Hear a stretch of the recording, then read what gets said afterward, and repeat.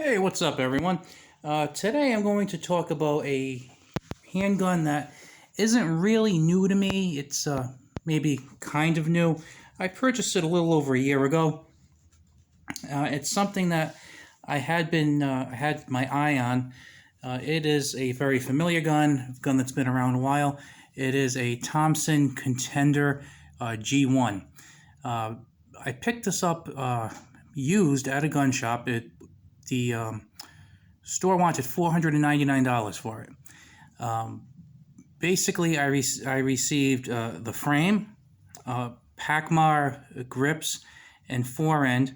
It didn't come with this barrel. This is actually a 223 Thompson barrel.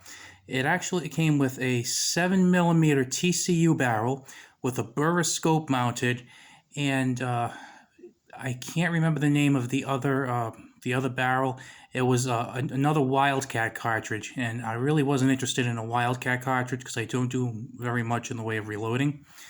But basically, oops, sorry about that. Basically, for $500, I received this handgun, the Pacmar grips, 7mm TCU barrel, a second barrel, and a Burris scope. I think that was a pretty good deal. I don't think the guy at the gun shop quite understood why I was so excited about receiving it. But I don't think he understood. I think he was kind of one of these people who just kind of likes Glocks and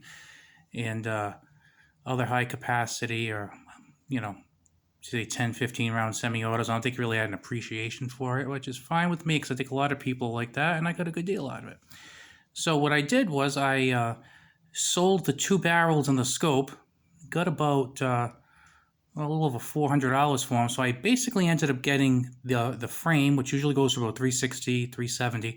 I got that for free, along with the fore-end and the grip. So, or pretty close to free, I should say. So not bad deal there. Can't beat free or close to free. And as you can see here, I ended up buying a very lightly used 223 barrel. And got a good deal. So I think the 223 barrel ended up costing me about $180 or $190 with shipping. So for about $250, maybe $260, I ended up getting a Thompson Contender G1 chambered in 223 for like $250. This thing is built like a tank. I love this gun. And I think the barrel is about 10 inches. It does have a lot of weight to it, but it's not uncomfortable to shoot. It's really kind of amazing in that regard. I just have to do a little bit of a tripod adjustment here. I thought it might be a little uncomfortable, but it's cool to shoot, and I was fairly accurate with it. A little bit better than I usually might be with a smaller, more compact handgun. So if you're not familiar with it, the Contender usually has fixed sights, or people sometimes mount scopes on them. Very run-of-the-mill sights. Nothing fancy. No fiber optics or anything. Just pretty much as plain can be. It is a single-action handgun. They're used a lot for hunting and for silhouette shooting, long-distance shooting. It's a break open. Basically breaks open by pulling this down. Load one at a time, and it has a little bit of an ejector right around there. Help you pull out the round, and it ejects just fine. And you can tell right there, it takes it out maybe 1/8 of an inch. Yeah, I'd say maybe a little over 1/8 of an inch. So just enough to pull out the rim nice and easy.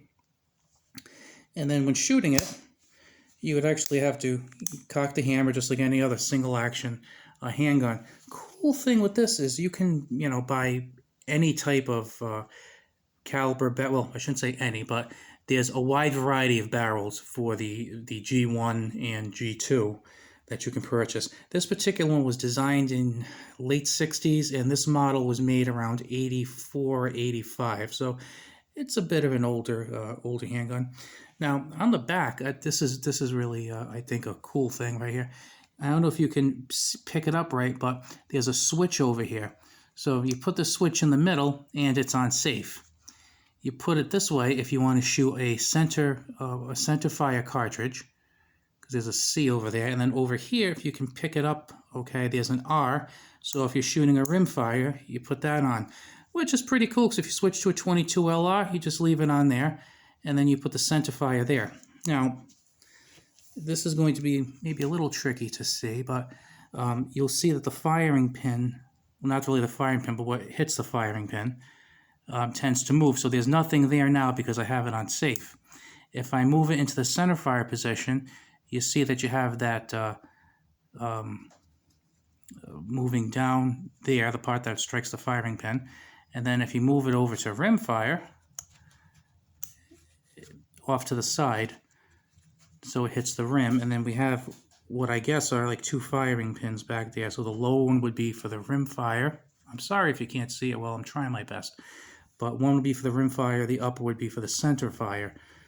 So it's a pretty cool design. It's the kind of thing that you have if you like shooting. You know, you're not going to go do mag dumps, besides the fact that there is no mag to dump, but you know, it's one of those things where it really slows you down and makes you really focus on each shot and enjoy it. And then when you're shooting it, you just have to break it open. You pull this part back here, and it breaks open. What I did notice was I can't really get my typical two-hand grip on this because of this. I kind of shoot more like a cup and saucer kind of style, which I don't do typically. I have a pretty traditional handgun grip, let's call it that. And you can't really do this here because if you do, even though the 223 is not a heavy recoiling round, and this gun would kind of dampen quite a bit of the recoil you would expect to find, this does kind of poke into you. It's a little uncomfortable, so I like going with the cup and saucer, believe it or not. Method of shooting. I find it a lot more comfortable, and it doesn't appear to hurt my accuracy at all. Now, next thing on my list is I really must get myself an Encore, one of the Encore Pro Hunters. Those are pretty cool. Same basic premises. You know, if you're not familiar with them, check them out. You get basically the frame, which is right here. This just screws in right in there. If you can see, there's a screw hole right there, and you can change this out. I mean, there's some that are really nice looking wood grips, but I do like the way this one's shaped, so I stayed with it. And then you take the forearm off, and then you're just left with this metal frame here, and then you can change the barrels out. My wish list is an Encore with a 460 Smith & Wesson barrel. Not bad. You can shoot 460 Smith & Wesson, 454 Casull, 45 Long Colt, and 45 Schofield, all out of one barrel. So that's a pretty awesome thing to have, especially in these times of ammo challenges, let's just call them. So this is just kind of twofold. If some of you aren't familiar with the Contender, I just wanted to give you kind of very basic intro, in just that it's a very cool gun to shoot. And the second reason is to kind of keep your eye when you're looking for guns. I always like to purchase used handguns, and if you see some accessories with a gun, you might be able to sell them off to reduce the price of that. I remember I actually have a video back about my Glock 29 that I purchased, and it came with the factory barrel and it came with a compensated barrel. Now I kept the compensated barrel because I really liked it. But if I didn't like it, they sell for like $160 new. I could have easily thrown that thing on eBay and gotten probably $120 or $130 for it. That would have reduced the price of the handgun for me. The other thing is the person upgraded with a tungsten guide rod and in spring, and then they left the originals in there. I could have popped the original. I priced the tungsten guide rod. It's about $80, $90 at a couple of online stores. I probably could have sold that, maybe gotten $40 or $50 for it again on eBay, and I could have possibly knocked about maybe $175, $200 off the price of a $580 gun. Not bad picking up a Glock 29 for that price, So, like I said, I ended up keeping them because I liked them. I liked the fact that it had some customization to it. But same thing with this. I took I took some parts that I was not going to use, I sold them, and I got something pretty cool.